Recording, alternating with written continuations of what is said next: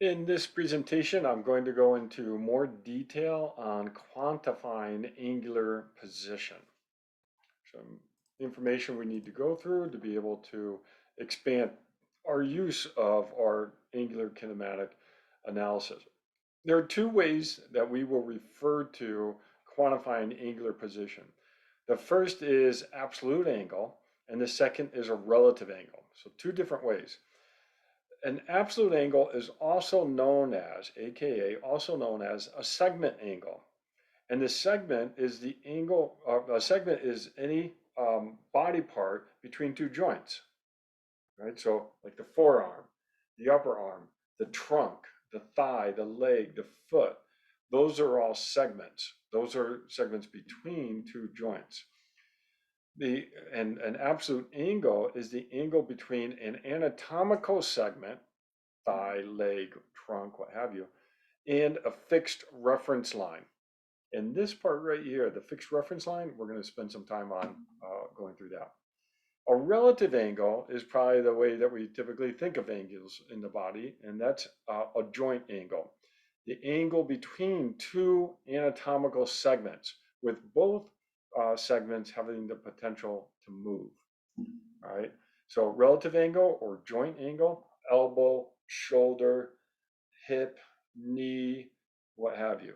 Any articulation between two points that forms a joint that allows for movement, we're going to talk about those as joint angles or angles between two segments. So the elbow angle is the angle between the forearm segment and the upper arm segment. Okay.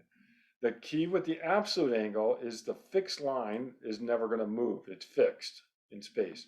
The key with the relative angle is the angle between two anatomical segments, forearm and upper arm, and both have the potential to move. They don't both need to move. I can just move my forearm and keep my upper arm in the same place. All right, let's go through this a little bit more. The absolute angle, here we're going to focus in on the arm, which is the segment between the elbow and the shoulder.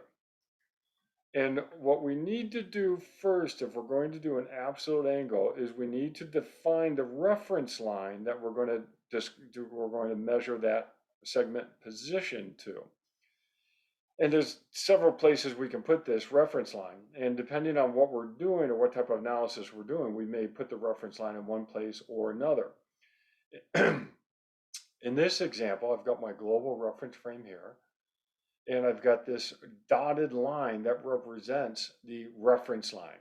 And that dotted line is parallel to the x-axis.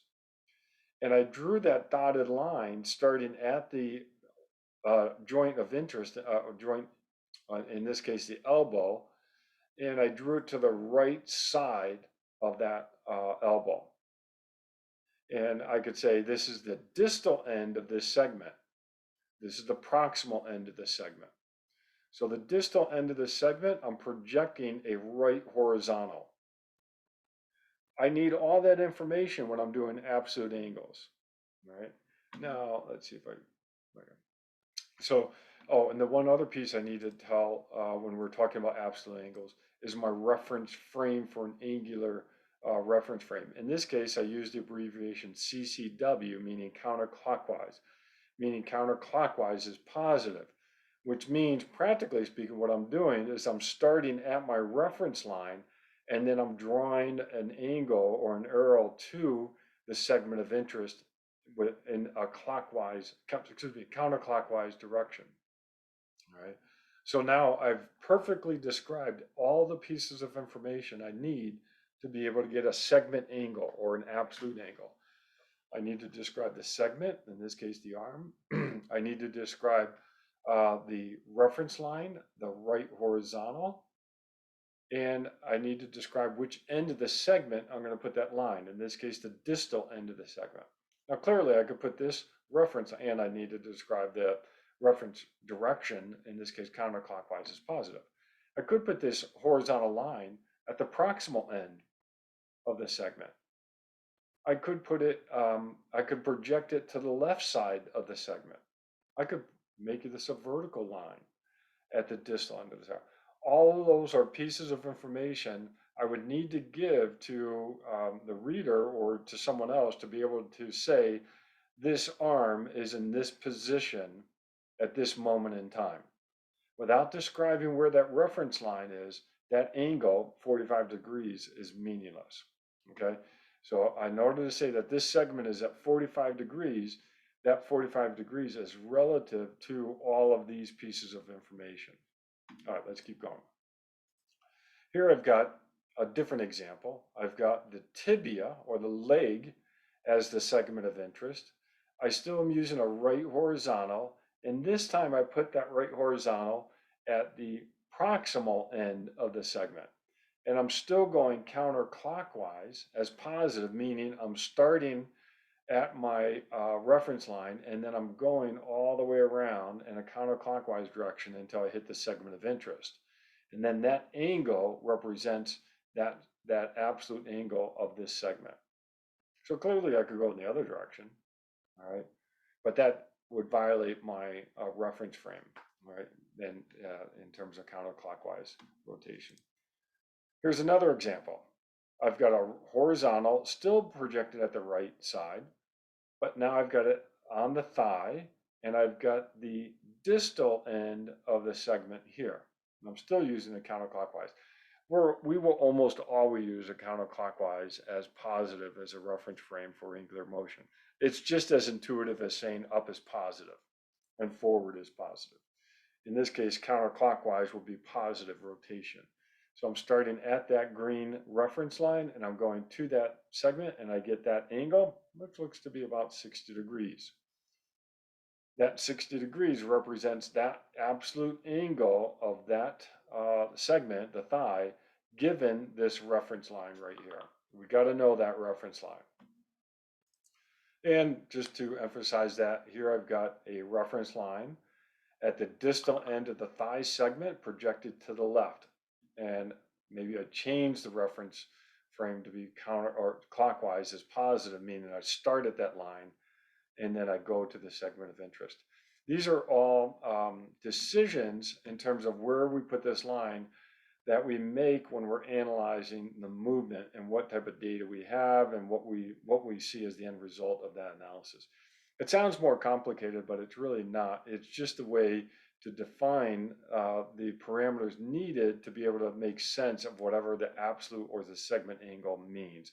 So if I say the thigh is at 80 degrees segment angle, you only know what that 80 degrees means if you know these different pieces of information. Which reference line am I drawing? Horizontal, right, left? Which end is that line being projected from, the proximal or distal end? And what's our reference frame? Is it clockwise or counterclockwise as being positive? All right, so the absolute angle is the angle between two,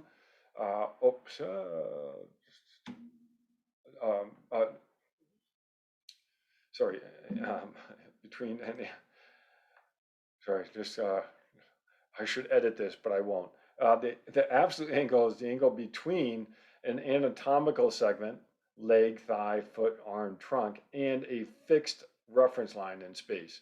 I was reading that too fast and I was thinking I was writing something about two anatomical segments. No, the absolute angle is the angle between an anatomical segment and a fixed line, a right horizontal, a left horizontal, a right vertical, oh, excuse me, a vertical going up, a vertical going down, what have you. All segment angles, thigh, leg, foot, arm, trunk, are absolute angles. Okay? All right. Let's talk about relative angles. And the relative angle are the angles between two anatomical segments that form a joint. So also, this is also known as a joint angle. These are the angles that if I put my arm out in a position, you probably would be drawn to the elbow angle or the shoulder angle. Those are relative angles. Probably more intuitive than thinking about the forearm angle or the upper arm angle or the trunk angle. Those are absolute angles, so a little different perspective. Ultimately, we get angular position information. We just look at the angular position information a little differently if we're dealing with a relative angle or a absolute angle. Relative angle, the angle between two anatomical segments, in this case, the forearm and the upper arm, the elbow. And now what I have is a little bit of a trick or a little bit of a detail that we need to deal with. And that's where we need to define what 0 degrees means in the human body. Now, if you think back to your functional anatomy class, 0 degrees is where the anatomical position, in the anatomical position, all joints are set to 0 degrees. So in the anatomical position, my elbow is fully straight. That's technically 0 degrees. Right? Now, word on the street, we look at this elbow angle and we'd say that's 180 degrees. Okay, so we've got this little detail that we need to deal with in terms of in order to describe what this angle is. All right, so the relative angle reference frame, anatomical position, all joint angles are set to 0 for the most part. And we say flexion angles, when we're dealing with flexions and extensions, are positive or increasing. So I would go from 180 degrees for this elbow, and flexion angles, this is 0 degrees, flexion angles would be increasing as I go through flexion. All right, so this would be 0 degrees, this would be 10, 20, 90, 100 degrees of flexion. All right, now what you may be drawn to is the angle between the two segments, and that's fine, and we can do that. The math is in essence the same, just where the numbers are going to change. In the anatomical position, straight arm, we would say that's 180 degrees, and flexion angles are decreasing. I'm going from 180, 170, 160, 90, 60, 45 degrees, the angle between two segments. That's a relative angle. So again, just one of these little details that we need to talk through. We will find mathematically there are advantages later on when we say anatomical position is 0 degrees and flexion angles are increasing. Okay, we'll go through it a little bit more, but a lot of times I will also go with anatomical position. I'll say, okay, what's word on the street? Is this 180 degrees or is this 0 degrees? Or which reference frame we're going to use, word on the street or anatomical position is 0 degrees. And then we go down the path of that. Obviously, they're mathematically related, so it's not a big deal to go one way or the other, but we will see as we start dealing with vectors, the direction of our vector will be influenced by which reference frame we're dealing with. And so here's an example.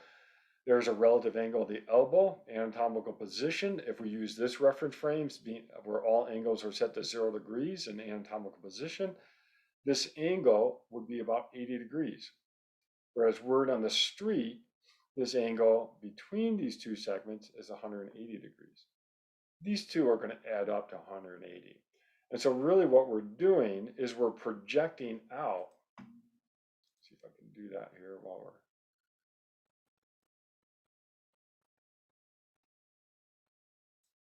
Sorry, I'm just trying to get to this little symbol here. All we're really doing is projecting out that upper arm segment and then taking the angle between that projection and the forearm to get this anatomical position reference frame and to get that 80 degrees of flexion. Either way is fine, all right? But we need to define that so that when I say the elbow is at 60 degrees, you need to say, wait, which reference frame are we dealing with? Are we dealing with anatomical position as 0 and 60 degrees of flexion? Or are we dealing with anatomical position as 180 degrees and looking at the angle between the segments? Okay, so we need to define that parameter. All right, knee angle, relative angle. What are we going to say? Is that 120 degrees or is that 60 degrees? In the clinical world, if you're going down the path of being in physical therapy or athletic training, you will become more comfortable with this anatomical position being 0 degrees. And this is 60 degrees of flexion. But word on the street, we would say that's the angle between these two segments would be about 120 degrees. Either one's fine, but when we do our PVA of angular position, velocity, acceleration, we're going to need to choose one or the other. And then we'll see the math will flip, they'll create mirror images of the patterns based upon whether we're choosing anatomical position as 0 degrees or 180 degrees. All right, relative angle, the angle between two anatomical segments, both have the potential to move. All joint angles, wrist, elbow, shoulder, hip, knee, ankle, subtalar, all those are relative angles. Segment angles, thigh, trunk, leg, arm, what have you. Summary, absolute angle, you have to describe the location of the fixed reference line and then take the angle between that fixed reference line and the segment of interest. And you need to indicate the direction of rotation that you're dealing with, either as a counterclockwise is positive or clockwise is positive. And all that means is you start at that reference line and either go in a counterclockwise direction if that's your positive reference frame, or you go in the clockwise direction, that's your reference frame, until you hit the segment of interest. Relative angle are any joint angles, and so it's the angle between any two anatomical segments. Both have the potential to move. And the trick here, the only detail we need to deal with is anatomical position set to 0 degrees or to some other number, typically 180 degrees. The ankle gets a little confusing. That we have to deal with that later on. But we either pick the word on the street or we pick the anatomical position is set to 0 degrees. Okay, that's it for this presentation. Thank you.